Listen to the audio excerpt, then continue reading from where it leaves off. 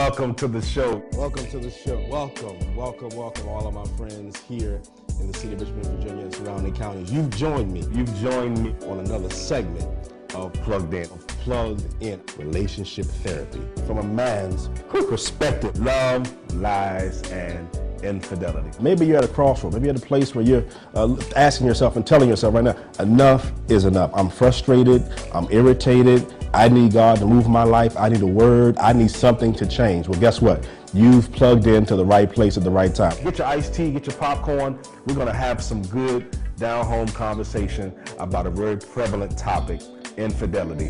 What is the definition of a real man?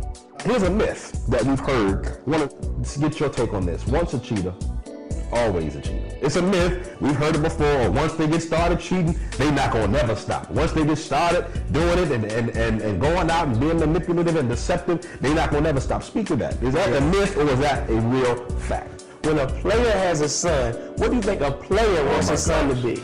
Just like him. Just like him. Because women are emotional creatures. Yes, sir. And I think that a lot of the reasons why women might go out here and cheat today is because maybe they're not getting the emotional stimulation from their husband. That's true. That they used to get. Maybe they're not getting the level of conversation or mental stimulation that they used to get from their husbands. Right. And so as a man, we have to really be mindful of the fact that my wife is just not a toy.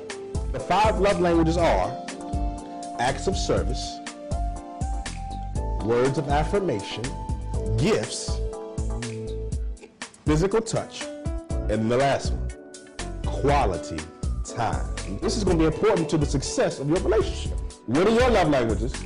And what are your partner, your husband or your wife's love languages? Because if you don't know, that's probably the reason why things are not working out the way they need to be working out. That's probably why there's some miscommunication. That's probably why things are off kilter. That's right. Because you all are speaking the wrong love language to one another. But why are they running behind the enemy lines? Why can't a real man stand up, father his children, love his wife, be there as the leader for his family? Why are the men running behind enemy lines? From my perspective, I think a real man stands up for something. Why is it that men, we as men, sometimes are not satisfied with one woman? Why is it that we feel like we have choices, or we feel like we can go out and get 3 and 4 and spread ourselves around? Right. Why, where does that come from? In light of some very staggering statistics, we're finding that the men have vanished from the face of the earth. We have children wondering, where are the men? We have the women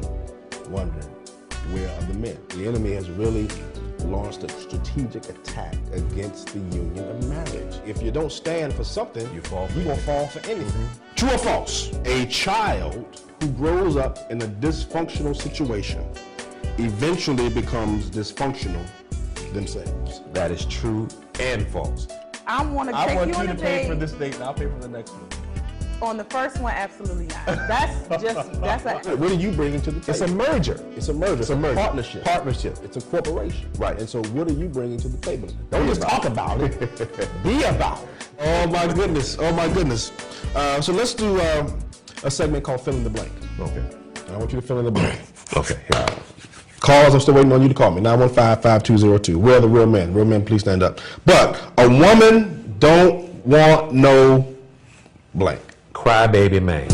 Yes, sir. And so these young men don't really have the role model to be a man.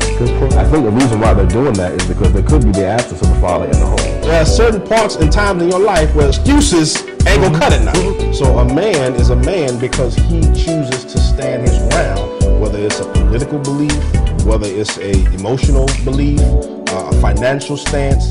I want to stand my ground as it relates to this because this is what I believe in. Exactly. And a man that does not stand for what he believes in is not a good leader. He's not going to lead his family correctly. He's not going to lead his wife correctly. How can he? But when you're getting to know someone, that's all that happens. It's communication, right? It's phone calls, it's text messages, it could be a Twitter, a Facebook thing. You're hanging out constantly, getting to know each other. Where should someone begin? They're single, they're saved, they're seeking, they want a woman. Wow. Where should they start? At a certain point, when that communication stops, and then that dialogue ceases to exist, then you begin to lose your connection. continue on in the communication. Do the same thing that you used to do when you were getting to know that person. Right. The more I worry about my pain, the more the pain hurts. Yes, sir. I'm The telling more you what I I focus know. on my purpose, I don't even feel the pain. You don't really understand that your negative spirit is pushing that man away to the point where he doesn't want to talk to you, he doesn't want to be around you, he doesn't want to be in the same room with you, doesn't want to sleep with you, in a marriage relationship. So, you have to not get into a place where you have a negative spirit. If there's some unresolved issues in your life, you've got to get those unresolved issues taken care of. If there's some unforgiveness in your life, you've got to go get those things taken care of. What the woman is attempting to do is to make sure that this young man is on the right track with his sexuality. Yes. Okay, do you have a girlfriend? We want to put you on the course that you're thinking you're a man, you need to have a girlfriend so that we are not dealing with other issues of confusion as to who you are in your gender later on down the road. Right, good And so I think that there are some women who are asking their sons, do you have a girlfriend? And when you take God out of the equation, when you take education out of the equation, you're putting a child on the wrong road when they should be having other things as their priority. School is their priority. Shouldn't be in a relationship anyway. You can hit me up on Facebook. I'm on Lewis Johnson, Richmond, Virginia. I'd love to hear your comments about the show.